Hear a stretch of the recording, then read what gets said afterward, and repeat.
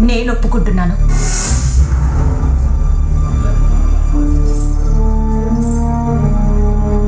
కానీ ఒక షరతు.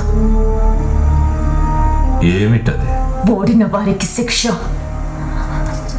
రాజ్య బహిష్కరణ. సభాష్! నన్ను ఓడించి రాజ్యం నుంచి పంపించి నువ్వు వాడితో వాడసలు ప్రాణాలతో తిరిగి రాడు. వీడి ప్రాణాలతోనే రాణిస్తాను యువరాణి. జనం చీకొడుతుంటే మట్టి కొట్టుకుపోయిన మొహంతో తల పంచుకుని వెళ్ళటం మీరు చూడాలి.